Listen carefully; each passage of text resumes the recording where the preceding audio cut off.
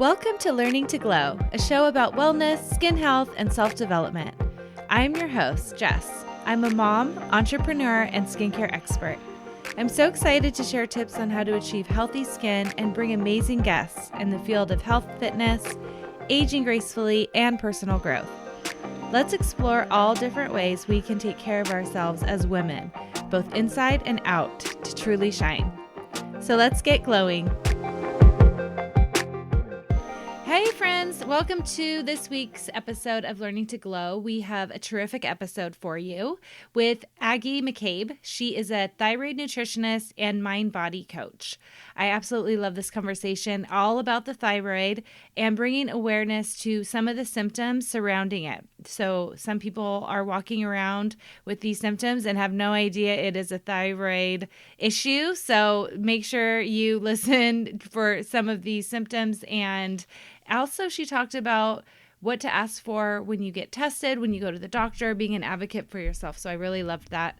If you do have a thyroid disorder, she talks about some of the ways we can treat and even heal. So we talk about hyperthyroidism and hypothyroidism. Aggie's program is coming up in April. It's a foundational program for thyroid, and she includes life coaching. So she's such a wealth of knowledge, as you'll see after listening to this episode. I learned a lot from her. And another thing I asked her during this conversation was about some of the current fads that you see online of you should be doing this every day and eating this every day. And we kind of walked through that, maybe debunking a little bit of what we sometimes see and giving us some tips for different things that we can be eating and taking into account when we are dealing with a thyroid issue. She also shared her thoughts on our nervous system and dysregulation and how that can have a real negative effect on our thyroid. If you or someone you know suffers with a thyroid condition, I talk about myself, I have hypothyroidism. I highly recommend checking out Aggie and making sure to follow her on Instagram. I'll link all of this in the show notes. And you can also learn more about her program. I will link that as well. She was generous enough to give us a very hefty discount for her upcoming program that is starting in April. So definitely go check out the show notes. And on another note, our spring sale with Simply Just Skincare is coming up. So make sure you head over to our website, simplyjustskincare.com. You can sign up for our newsletter and you'll be the first to know when that sale does go live. It's such great timing because a lot of my clients will kind of tweak their skincare regimens when the seasons change. So we're transitioning out of that cold, dry weather. And sometimes we need to add something in, maybe some more antioxidants because the sun is going to be out more. Maybe we're going to change the way that we use our facial oils, for example, because we're not as dry. So if anytime that you have any questions about skincare, your skin type, what products are good for you, you can always reach out to us. We are at hello@simplyjustskincare.com. You can send us a message there, an email, or you can always reach out on Instagram and send me a private message. So we're on to Aggie. I hope you guys have a wonderful day, and thanks for being here. Welcome, everyone. Today we have a special guest, Aggie McCabe. How are you? Yep. Welcome. Very good. Thank you. Happy to be here. So happy to have you. You are a thyroid nutritionist and a mind and body coach as well. Yes. So I'm really happy to talk to you because I've never had anyone on my podcast to sort of break down the thyroid. And there's so many people out there who are experiencing thyroid dysfunction. So if you could just tell us a little about yourself, what you do, and then we have a lot of fun questions that we can dive into. Fantastic. So, yes, super important subject, as you just said, because up to 10% of women actually will struggle with thyroid issues at some point in their lives. So, a very, very important thing to talk about. And what I do, I work with nutritionists. I'm a nutritional therapist, also with the nervous system. I'm a mind-body coach. And I really help women find and address that root cause that everyone is talking about, right? But the difference here is that what I look at is not just the physiological root cause, so all the biological kind of imbalances, but also the nervous system and the emotional root cause. And I support women to really dig quite deep and find that individual root cause, address it, and hopefully, feel at home in the body again, because that is something that I've been finding myself, because I've got thyroid issues myself, and with my clients, that this condition can really make you feel like your body doesn't really belong to you anymore. And it's all about finding that way back. I love this. Oh, so I Mm, mentioned before we pushed record, I have hypothyroidism and I've suffered with it for about a little bit over 10 years.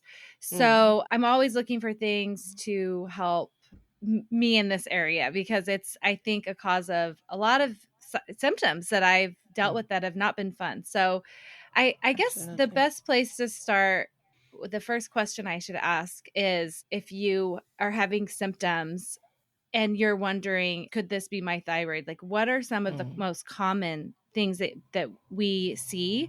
So symptoms, it's a bit of a problem because the symptoms are very non-specific. So, in theory, those symptoms could be due to a variety of other things. And we're talking about things like fatigue, sleep issues, stubborn weight gain, so inability to lose weight despite efforts, feeling cold all the time, that brain fog. So, as you can see, that like literally could be just about anything. So, what I always advise is, if you are just feeling off, and you've been feeling very non-specifically but not well for a period of time, just ask your doctor for a thyroid screen and check, because it's we really want to look at the labs. We want to see what the thyroid markers are doing, autoimmunity markers, and that will be your answer. But any sorts of that, intuitive knowing that something is not right, perhaps doctors trying to, kind of fob you off a bit because it's a hormonal, or you perhaps you're perimenopausal or something else, just ask for those tests, because you really want answers. And this is, I really don't believe in guesswork here. We want black on white what exactly is happening.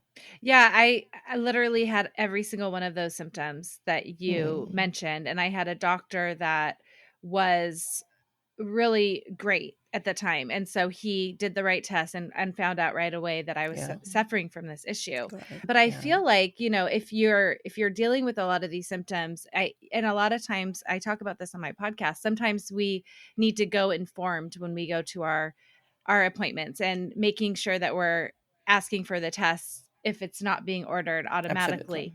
And I think that's really important with the thyroid because it's these are terrible symptoms to deal with Mm, and to live with. yeah, So exactly. why and do you find that the rate of this problem has gone up in recent years?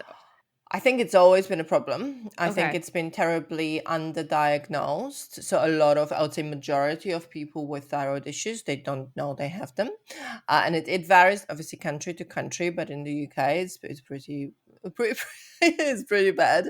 So women can go for like years or sometimes decades. I've got clients where we've gone back to God, we've gone back. I think it was the one client I've got in mind. We've gone back like 5 or 6 years on her results, and she already was hypothyroid like 5 or 7 years back, and no one mentioned anything. So it's not even to the point of not testing, but some practitioners will not highlight that it's an issue. So this is where the self advocating and actually educating yourself and almost like standing up for yourself is so important. And there are some amazing doctors out there, obviously, that will immediately, like yours, immediately act, but unfortunately, very sadly, and this is just across the board, is not always the case.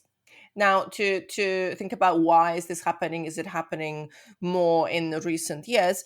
Possibly because there is such a huge relationship between thyroid and toxins. So obviously, we live in a more and more toxic world, right? So that, but also the nervous system, and we know what's been happening in the world in the last few years, and that has a really strong effect on everything in the body. But I think endocrine glands, thyroid in particular, is hugely affected. It's like a sponge, it Mm. just absorbs everything. I want to talk more about that a little later too, because I know you Mm. do talk about the nervous system and how, and I had never heard talking about the nervous system at the same time as the thyroid, why it's so essential. So I do want to talk about that. But before we do that, I was wondering, why do some people get a thyroid condition? So why did I get Hmm. hypothyroidism? I wonder about that. And I know you said some of the root causes could be like toxins, our thyroid's working maybe over Yeah. time. But what are some other reasons why we could get it? It could be hyper or and maybe, sorry to jump ahead. I'd love to know the difference between the two too.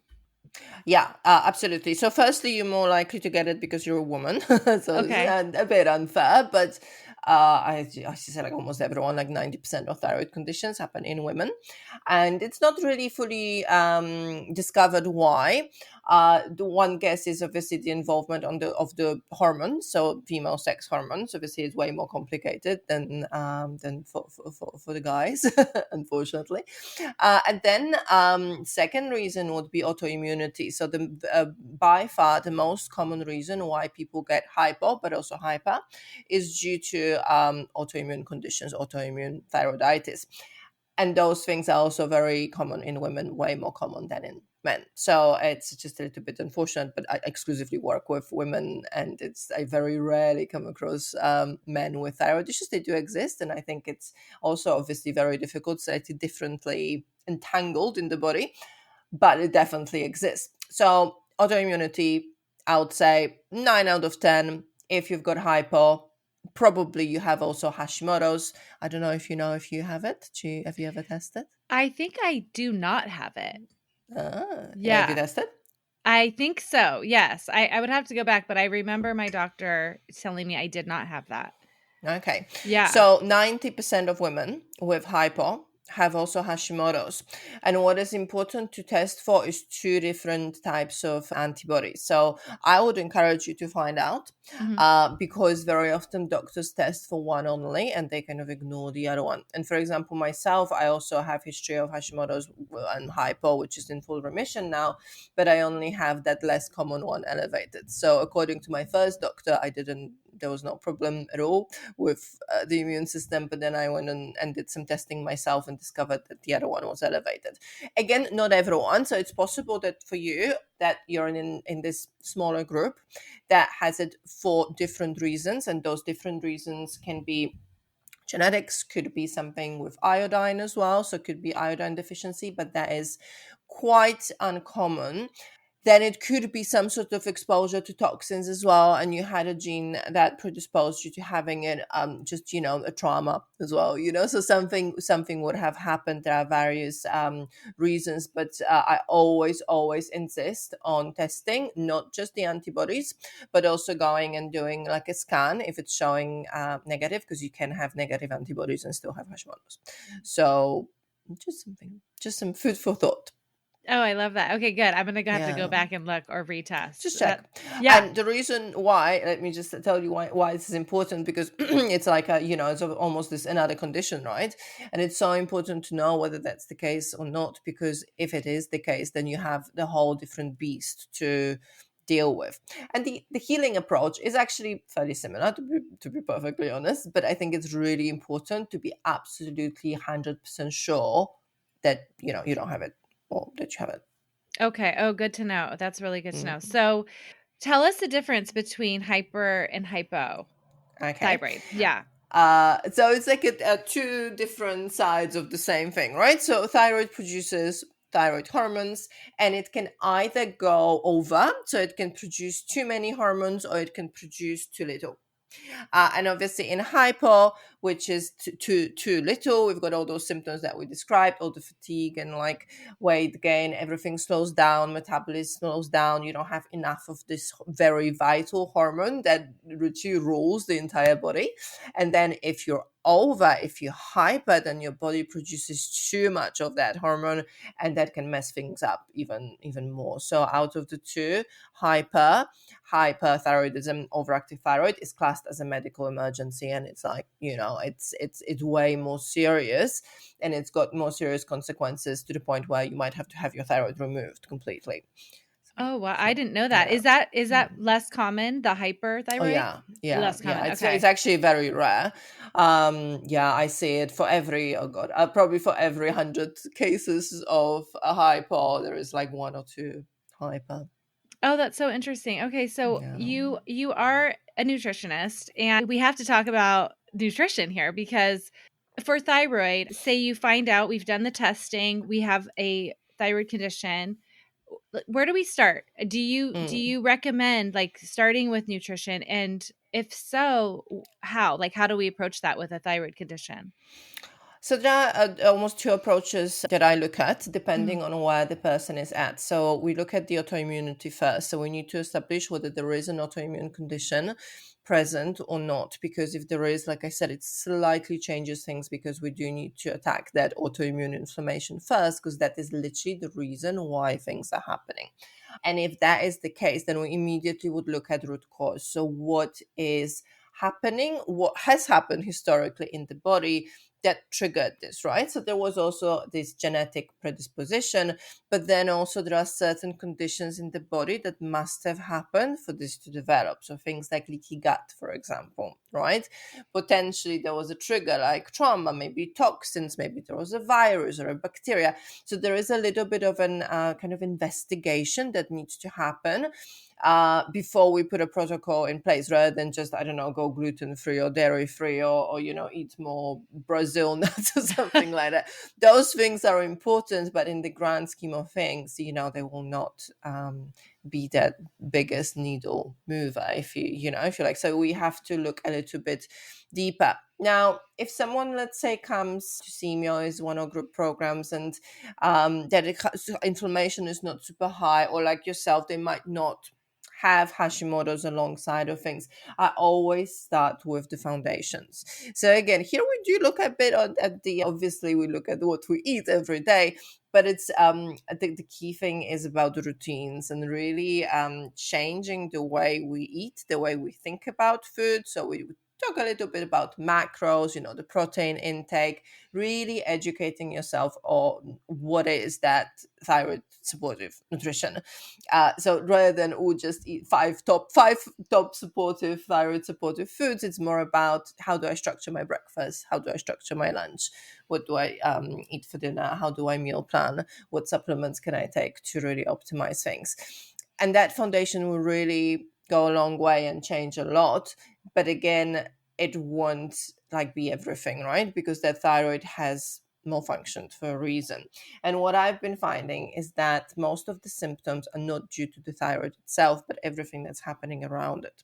So do we have blood sugar dysregulation that leads to that inflammation, and that is impacting the thyroid function? Perhaps there is some toxins exposure and the detoxification pathways are blocked, and that is, really making it impossible for our body to convert the hormones as it should, or maybe we have like again some sort of bacteria in the gut that's affecting it. So it is a little bit of like a two-sided approach, deep work combined with those basics, and everything done with lots of respect for the nervous system. And we're going to talk about it, but I would say I would probably even start that, if you're super new to this, just really learning how to become more stress resilient. That's not even something that you are told to keep an eye Oh, out. I mean, gotcha. obviously, it makes so much sense. And when you say how you eat, is that the way you structure, like as far as your macros and everything, but also Hmm. the way you're doing it? Like, I'm just starting to learn about this more as blood sugar and things that we can do to help that in our bodies. Hmm. And give us a little bit of that, because one of the things that I started doing is before I eat, I do have like a little bit of apple cider vinegar in my water Hmm.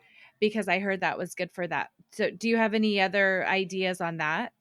Oh yeah, absolutely. I'm actually hugely. This is one of my huge passions. I'm actually doing. I don't know if you heard about those glucose, continued Yes. glucose monitors. Yes. I'm actually Yes. doing that right now as well. Super interesting. And the best thing is that we can really change it with very simple, small interventions. So it doesn't have to be turning everything upside down. But the one of the biggest things you can do, like immediately, you'll notice change in the energy levels.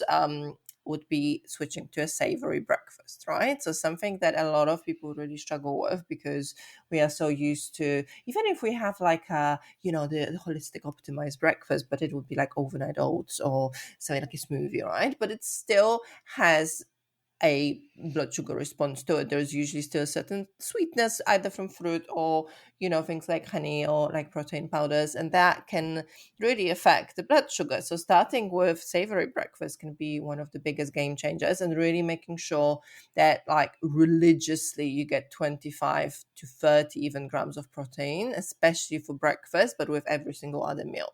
And that will really help you to just balance it a little bit, because every single blood sugar glucose spike will just make this body inflammation, systemic inflammation worse, and that will affect your thyroid. So you see how, yeah, optimizing thyroid, yes, but if we just forget about this, everything else, like none of it will work long term. What else from the snacking? Like optimizing how you snack. That is really important as well. Like making sure that, again, like we don't have like carbohydrates only for snacks, but we more look at like protein and think of them as mini meals. I always look at snacks as how we can turn it into this little meal that has a little bit of maybe carbs, but also protein and good fats, and how we can plan it ahead, right? And again, we don't snack throughout the day, but maybe we have one snack. Those are such good tips. With what you said about, I love the snacking thing too, because Mm, that's something that I only recently started doing. It's like thinking of your snacks as more balanced, like you said, little mini meals, instead of many just like, I'm meals. just gonna have just carbs, or you're kind of making it's smaller, but it's more completely balanced. And then yeah, I think, and I love the blood sugar tips too.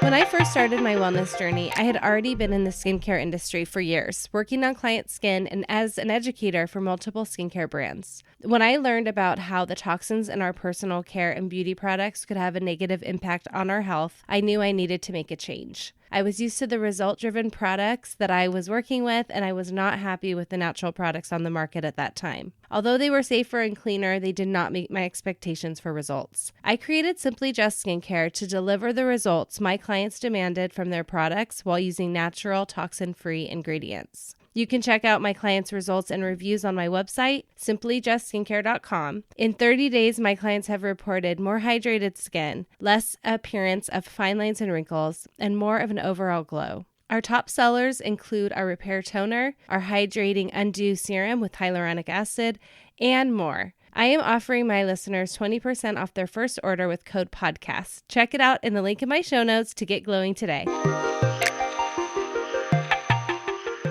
As far as like nutrition, kind of going back to the nutrition part of it, it's so funny because I grew up here in Southern California, and I mean it's green juice and green smoothies, and you really, it's so healthy. And when you look at the ingredients and everything, but also I've talked to so many Chinese practitioners, Mm. acupuncturists, and they're like, ditch the smoothies, Jessica. And this one acupuncturist I had on recently, I was like, what could I eat for breakfast? And she was like, eat dinner for breakfast. She's like, have Yes. something savory. Like you said, it makes a huge difference. Absolutely. And like it's this whole idea that juicing is good for us. It's just so flawed. And it's as a little bit of a vitamin nutrient boost, absolutely. But if you have it first thing in the morning, it's still gonna be sugar, and it's such a quick injection of that. It's gonna immediately spike your blood sugar. Smoothies, I have to say, are a little bit better because you can optimize them for protein. So you can and even fat. So you can add collagen peptides, you can add protein powder, you can even add like things like avocado, and that makes it a meal essentially. But still, exactly what your acupuncturist said. So stop thinking about breakfast requiring breakfast foods. Like we can have anything for breakfast, right? We just is like a construct. But Yeah. actually, like anything will do. Not everyone will be able to switch to savory immediately. That's the one thing that needs to be said, that I've got a lot of clients who really struggle to switch. So it's a process. We need to do it gradually. But it is definitely possible. And almost every single person, I don't know if I can think about anyone who would actually feel worse after switching. Usually the effect is immediate. You just feel less hungry throughout the day, less cravings, especially sugar cravings disappear, the need for snacking disappears, and that has such a great effect on literally everything in the body. I wanted to add to this, actually, what you said about this very healthy trend, salads. is another thing that's super, like, used to be very healthy, just eat 2 salads a day and a smoothie for breakfast. For anyone with hypothyroidism, digesting a raw salad with raw leaves, lots of greens, will be very difficult. And then we're surprised that we get bloated, right? Bloating is another symptom that I don't think I've mentioned that absolutely everyone literally complains about with hypo. And then, we eat all those healthy salads, making the problem worse. Whereas we should be switching a little bit to more cooked foods, pre-digested or almost foods, and that again can have immediate effect on our just the symptoms that we experience. It's so true. Like making things easier on your digestion Mm, just alone is going to help so much. I mean, I've always suffered with bloating, and I've always been an advocate of eat my salads and it's cold foods too. Like those mm, are a little bit harder on your digestion too. So it's like it's such a mental switch, like you said. It takes that mental switch to go from I'm eating like the overnight oats and the cold foods in the morning and to more savory. I do think it is an adjustment for a lot of people because it's mm, not what we're used to. And I'm allergic to eggs. absolutely. So that really No. sucks. Yeah. Because that's like Oh, I'm one less thing. sorry. Yeah, that is not, especially for breakfast, right? That can be a bit tricky. I have heard, okay, so here's two, I don't know what you want to call them, rumors maybe about Yeah. nutrition and thyroid. I heard actually eggs aren't great if you have a thyroid issue. Is that not true? No. Okay. So God, the whole demonizing foods is Yeah. really getting a bit old, and all that goes back to actually Hashimoto's. Funny, not really hypo as hypo. So at some point there was a little bit of a noise about egg whites being bad for basically autoimmunity and spiking inflammation. And it's true that for some people it will be an individual, like bio individual trigger, but we can say that for just about anything, like any, Mhm. like people have all sorts of sensitivities. So to apply that blanket statement that we all have to go on this, very strict elimination diet in order to heal the thyroid and remove that wonderful source of complete protein, just because it really doesn't sit well with me. So my approach is very gentle compared to this. Like, I don't do very strict elimination diets. Sometimes obviously they have their place, but 9 out of 10 we can achieve so much, including full remission of antibodies, reduction of TSH, improvement in hormones, just optimizing and tweaking and regulating, the hell out of the nervous system. And that is having such a profound effect versus eliminating every single thing we enjoy and then developing this really profound fear of food. That's a real thing too, and I know I've suffered with that in the past because I've had Mm, health issues, and then you get to a point where you're like, "What is there left to eat?" I've cut everything out, and it's that's not a fun way to live. One more thing before I we touch on the nervous system. yeah. The last nutrition question I have. I heard that celery juice is amazing for this, but that's a juice. And so that affects your blood sugar. So tell me what your thoughts are on that. So, like I have a very strong stance on fads. And I know we've got people like Medical Medium who are, kind of promoting all those things that will suddenly be this magic wand and everything will go away. There isn't such thing. So, healing your thyroid, a condition that you've worked probably years, if not decades, to develop, really takes a little bit more of a holistic, multi-level change than just drinking celery juice in the morning. Now, is it going to be something that will be detrimental? Well, I don't know. Like, what is your blood sugar doing literally after you drink that? It is not high in sugars, so obviously it's a vegetable juice, so it wouldn't be such a strong effect. But still, any juice will have an effect on blood sugar because of the concentration, right? So like, it's not something that I apply or use myself. I've when I went through a phase, as we all have, right, of juicing. It tastes pretty bland to me, nothing fantastic. I feel bloated after drinking any juice. So I just don't think there is any merit from the scientific standpoint. And I've never seen anyone who would have come to me and be like, like, or message me on Instagram saying, I have healed my thyroid using this method. Like, it just doesn't exist. I think Possibly in the beginning you can have some positive effects, especially for like water retention, because celery juice is known to improve water retention, and water retention is yet another symptom that a lot of people with hypo struggle with. So perhaps there is a little bit of that, maybe combined with weight loss, because we lose water, so it looks like we're losing weight. But I just can't see how this would be fixing anything that I know is broken in almost everyone with thyroid issues. Again, we need to look way deeper than that. Okay, that's good to know. So celery juice is not a miracle drink. Well, no, I might be an unpopular opinion, but hey, like I am quite passionate about debunking all the myths and the fads. There are so many things. Like another one is CMOS.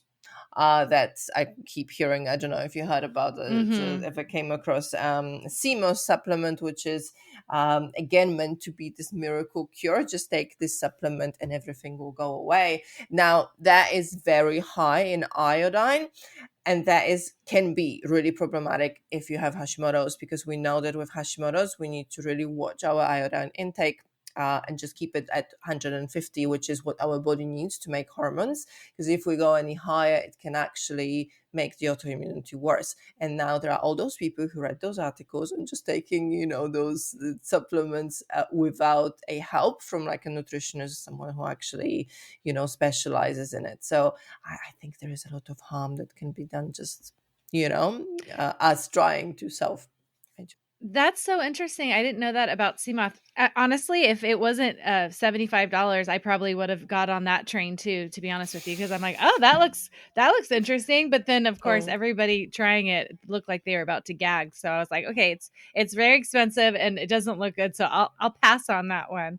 But that's interesting with the iodine, mm, because mm. I have heard in the past, like you need iodine for your thyroid, but like Oh, just you do? guessing, but if you just Yeah. guess without knowing, like that could be Mm. actually a harmful thing. Yeah, and it could be for some people, like for people who know for sure that you don't have Hashimoto's, it might be that your hypo has started because you were iodine deficient. But actually, for someone, I don't know if you eat fish, Mhm. seafood, but if you do eat fish and seafood, actually, it's really tricky to become deficient. I know that people keep saying, "Oh, it's with like what was it, iodine crisis or something." That is not really true. Like, look at the content. If you have basic, I don't know, prawns, you're getting iodine. So I think it's just a little bit, I don't know, I think it's this tendency always to find quick fixes and quick solutions, and there is opportunity to make some money there as well, right? So that's why it all becomes so popular. But I always, I always believe in this holistic approach. Like, it requires work, but it's so bloody worth it. But nothing can be just changed overnight. Although, like, I also believe that if you do it right, people with symptoms that been literally ruling their lives for years and decades, they can see very quick improvements. But it takes more than a CMOS supplement or a CMOS. Yes. Too bad. Darn it. Okay, so Yeah, let's sorry. talk about, I know something that you're passionate about, which is the nervous system and how Mm. we can work on that to improve our thyroid health. Yeah, so maybe a couple of words about why it's important, because it's not like an obvious connection, right? It's not Right. something that we immediately, like you said, think about. But especially in recent years, it's been coming to light how trauma, and not just this big T trauma, the huge life shattering events, but this small T trauma, which is just the everyday stress and things that just overwhelm us, essentially, how that is linked with chronic conditions, and autoimmunity in particular. So again, keeping in mind that 90% of people with thyroid have that. There's a huge link there. And what I've been finding, that for a lot of women, it's definitely at the root cause. So both with autoimmunity and without. Very often, when you think about your diagnosis and then you think a few years back or even a decade back, like what has been happening in my life, almost every single woman I speak to have had something quite dramatic happened, or something that objectively maybe wasn't a big deal, but it really was for her, and it really overwhelmed her. And then a few couple of years down the line, thyroid started more functioning, right? So that is one side of things, then obviously it can be a trigger for symptoms. So rather than just this initial root cause, it just drives the symptoms further by keeping us in this kind of fight or flight, freeze, dysregulated mode. And when you think about it, if we are stuck in this mode of dysregulation, our body doesn't want to heal. It doesn't want to really fight anything, repair cells, lower inflammation, because it's so preoccupied with running, running away from that tiger, right? So we are not focusing on this lovely rest and digest, but more, survival. And a body, I always say this, a body stuck in a survival mode cannot heal. So if we want to think about this long-term healing, the only way to do it is to really learn how to release the past traumas from the body, but also improve our resilience, because the stress is not going anywhere. Like, we know, look what's happening, right? Like, it's not just our work, it's the world we live in. Literally everything is affecting us. So it's literally our key job to learn those self-regulation techniques, and that's what I'm hugely passionate about, and I teach women in my programs. And it's been, I would say, for myself, but for like everyone I work with, as important, if not more important, than the food interventions. Oh, that's so awesome. So when you're Mm. working on healing something from the past, does that look like showing tools to help release these past traumas, Mm. or to release the stress, or what does that look like? So a lot of how I see it, a lot of what we are experiencing, all those, traumas, let's say, that we've been through, the way they live in our body is that they keep us stuck in that fight or flight, for instance, or freeze. Freeze is a good one, because for hypo, especially, it can show up as this fatigue and lack of motivation, and very often that can masquerade as like a just normal thyroid symptom. But what I think a lot of people don't understand is that you don't necessarily need to go through like years of talking therapy, or like very expensive hypnotherapy or something like this to release those traumas. A lot of it is done via just inducing that safety in the body. So, for example, learning how to do breathing exercises like physiological side breathing, for example, perhaps introducing some cold therapy to increase that window of tolerance, So, a somatic technique, so working with the body, coming into that, that state of safety, that can help us really heal from whatever happened to us in the past. And then, of course, depending on the nature of whatever it is that's keeping you stuck, some people might benefit from things like hypnotherapy or EMDR, for example. Talking therapies are also a wonderful, I would say, additional thing that could be done alongside of the body work. But a lot of even like psychotherapists now understand that it's all bottom up. So it's the body leads. We need to create that safety in the body, and the mind follows. Versus what we used to think, that we need to just talk through things and just spend years in therapy and the body will follow, right? So it's a bit of a different approach, but I think it puts us in this position of power, because there's a lot that we can do as just individuals to learn all of this ourselves. I love that. Tell me a little bit about what you said about cold exposure or cold therapy. Mm. Is that something like on a physical and mental level where Yeah. you learn to be more resilient? Mm. So with this, it's a lot of this is kind of helping us increase that tolerance to stress and discomfort, Mm. essentially. So it helps us. It immediately calms us down via the vagus nerve. So the vagus nerve is the longest nerve in the body, and if we activate it, it does, or like stimulate it, it does induce that immediate sense of calm. And via cold exposure, we can do it immediately. So if you're having, let's say, a moment, and obviously it's not always possible to go to the bathroom and put your face in cold water, but it works like a charm. Or even popping cold water on your wrist, amazing. TikTok made the whole face dunking famous, when you put the ice cubes in the bowl of water and then you put your face in it. It's all about the vagus nerve, and that can honestly immediately on the spot just lower that anxiety levels down. So that is one thing. But also, I think even more important, if you do it regularly, if you do it every day or even a few times a week, you will really start increasing that window of tolerance. So, how resilient you are, how quickly your nervous system can come back from that upregulation. When we first put the cold water on and we suddenly get this kind of feeling, how quickly can we go back to that sense of, no, actually I'm safe, nothing is happening, I don't have to run away from this lion or whatever.